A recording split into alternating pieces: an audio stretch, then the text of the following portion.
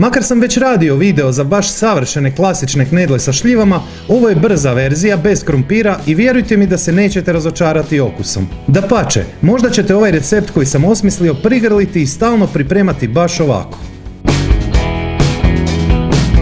200 g glatkog tena brašna,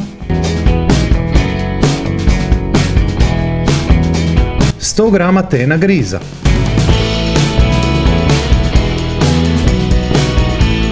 manje od pola male žličice soda bikarbone ili praška za pecivo, ma samo 1 gram. Vanil šećer, opcija ako ga imate pri ruci. 25 g šećera, malo soli,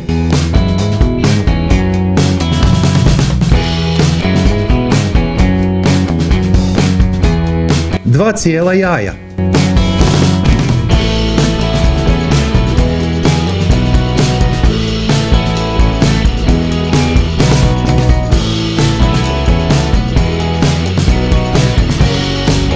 sto grama krem sira,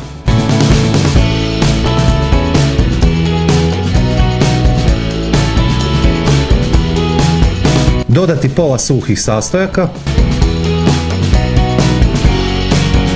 opet dodati preostalu polovicu suhih sastojaka i na kraju dodajte preostale suhe sastojke. Podignuti, to jest odvojiti tijesto od posude uz pomoć kuhače, kako bi lakše umjesili tijesto.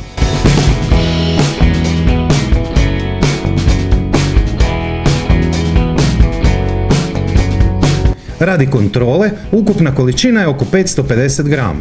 Možda ćete misliti da treba, ali nemojte dodavati više brašna, makar i malo ljepljivo. Zbog svog svojstva apsorbiranja griz ima tendenciju upijanja, pa će nakon par minuta stajanja tijesto biti baš savršeno, vjerujte mi. Za to vrijeme zakuhajte veću količinu vode. Oko 10 grama soli,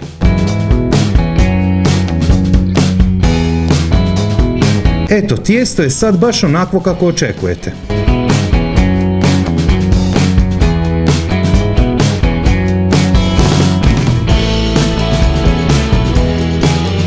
Malo šećera,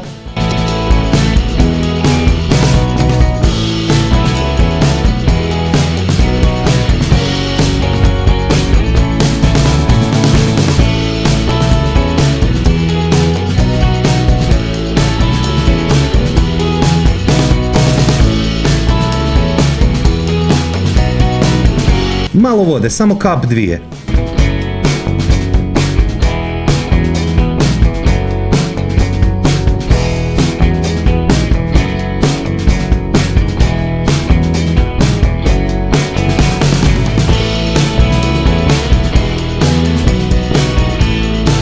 Knedle će sad brzo isplivati na površinu, ali vi samo nastavite kuhati još točno 6 minuta.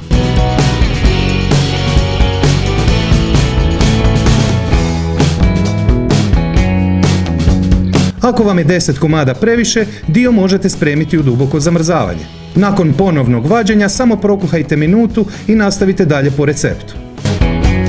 Otopiti 75 g maslaca, 75 g krušnih mrvica, to jest prezli.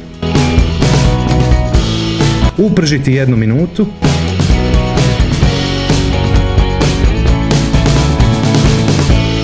Umiješati 2 minute.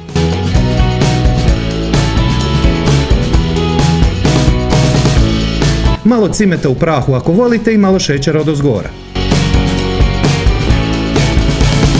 Ispod svakog mog videa je pisani recept, popis sastojaka, postupak i savjeti koji nisu stali u video, ali i preporuke za veliki broj sličnih pristupačnih recepata koje bi volio da probate.